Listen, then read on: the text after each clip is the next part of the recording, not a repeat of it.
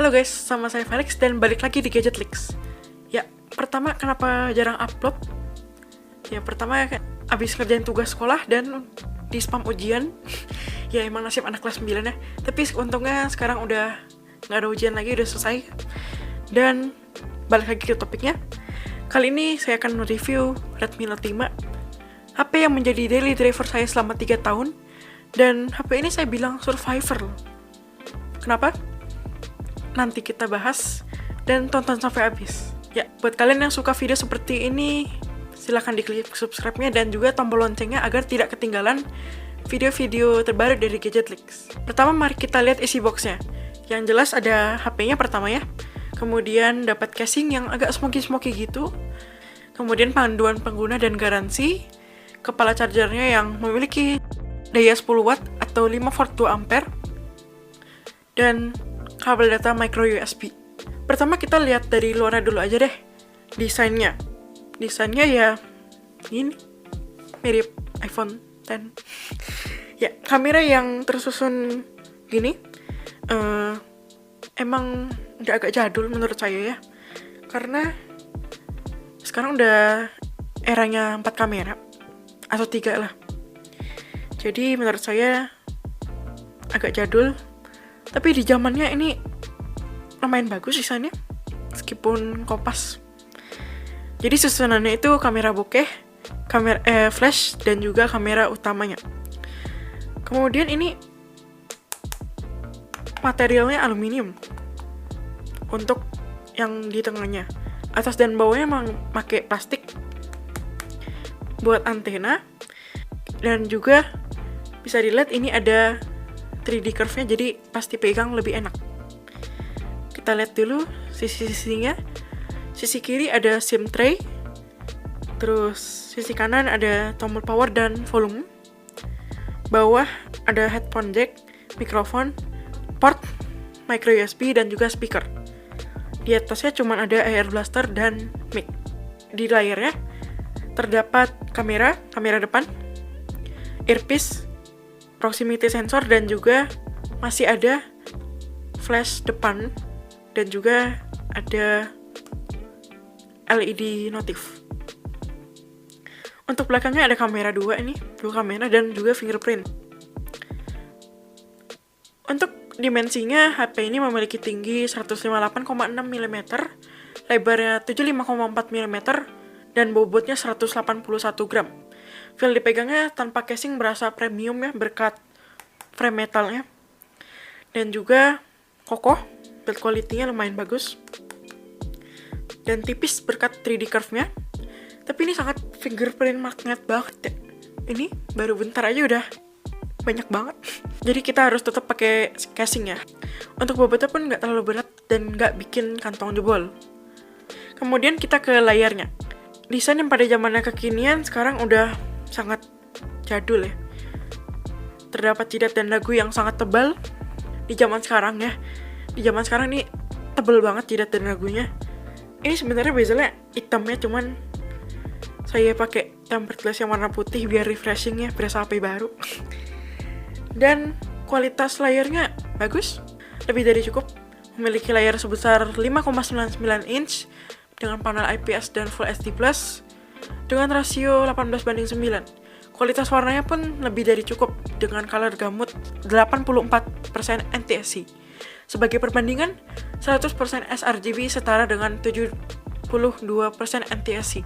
Jadi ini sudah lebih dari 100% sRGB. Layarnya juga dilapisi corning Gorilla Glass meskipun tidak diberi tahu Xiaomi spesifiknya Gorilla Glass berapa. Dan refresh rate-nya masih standar 60 Hz. Tadi kita udah bahas luarnya, sekarang kita lihat dalamannya. Redmi Note 5 memiliki Snapdragon 636, fabrikasi 14 nanometer, core-nya ada 8, yang memiliki arsitektur 4 Qualcomm Kryo 260LP dan 4 Kryo 260HP. GPU-nya Adreno 509 dan juga RAM-nya LPDDR4X.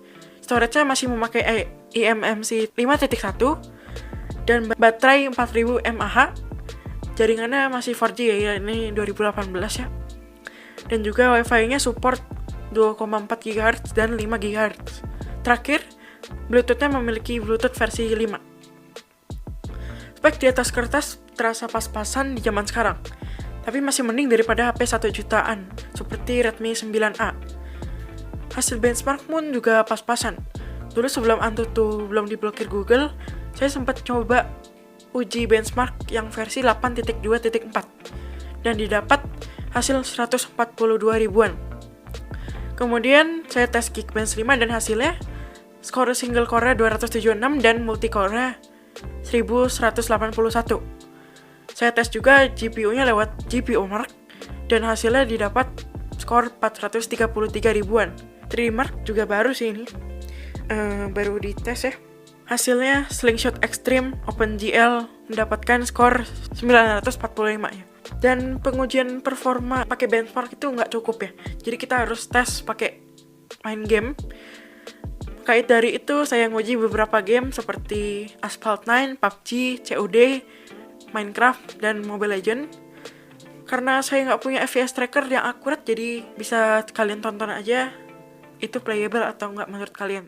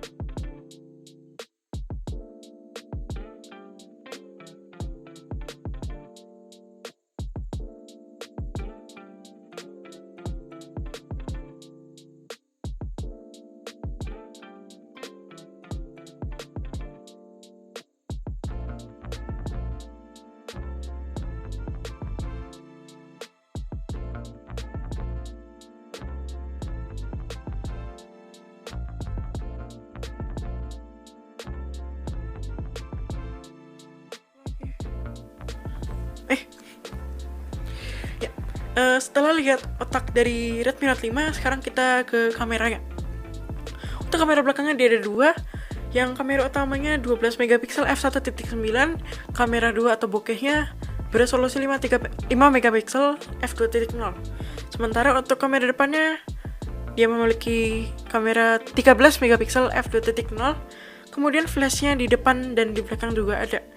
Di depannya ini bukan via display, ini beneran. Kemudian untuk hasil kameranya bisa dilihat, menurut saya sih kualitasnya udah agak kurang ya, udah agak noisy, apalagi di low light ya.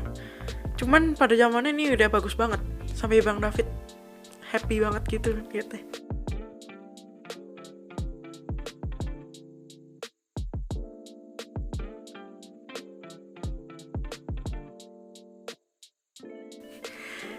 Kemudian untuk videonya hasilnya juga nggak jelek-jelek banget sih. Yang ada jarang di HP 1 jutaan adalah Redmi Note 5 ini punya Electric Image Stabilization atau EIS. Jadi dia untuk resolusi 1080p 30 fps nya dia udah stabil banget.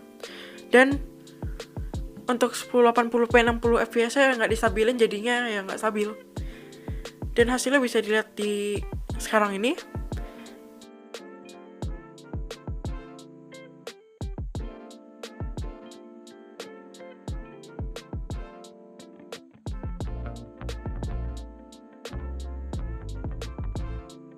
Dan sedikit fun fact, HP ini saya pakai untuk rekam video Gadget Leaks dari awal, namanya masih tanpa suara gitu ya.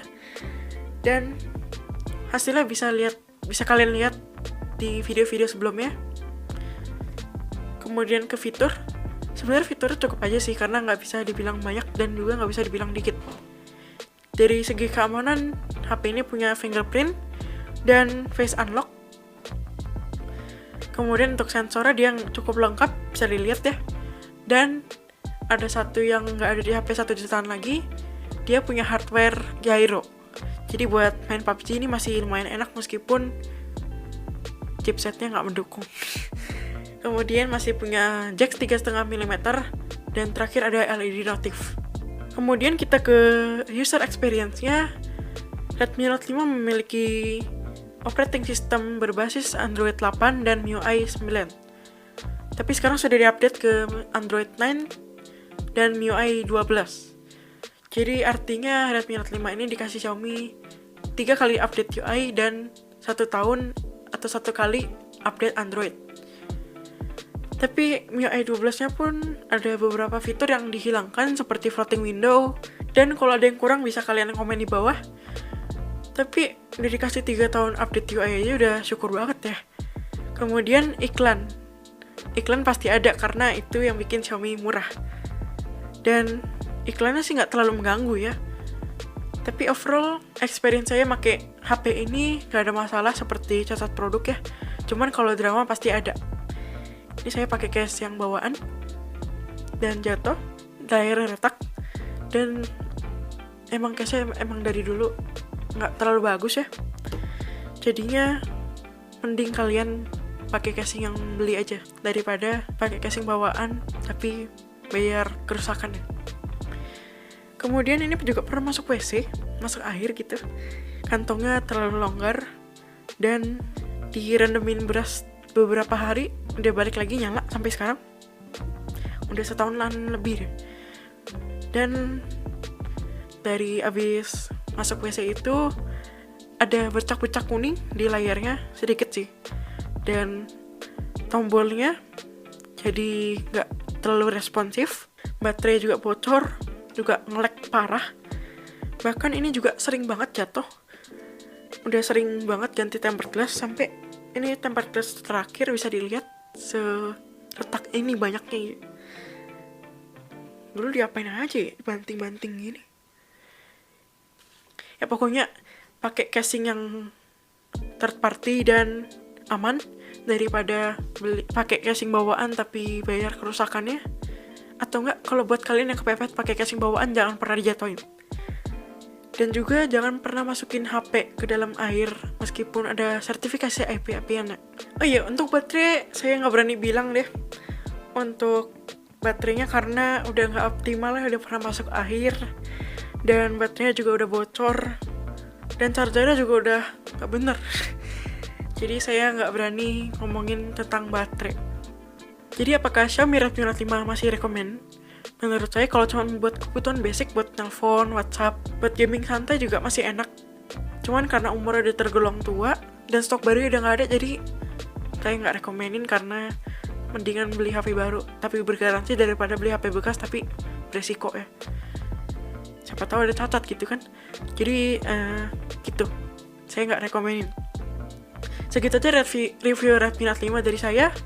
Terima kasih sudah menonton. Buat kalian yang suka video seperti ini, bisa diklik subscribe dan tombol loncengnya. Share juga ke teman-teman kalian. Dan buat user Redmi Note 5, bisa diceritakan pengalaman pemakaiannya di komen ya. Terima kasih sudah menonton dan sampai ketemu di video selanjutnya.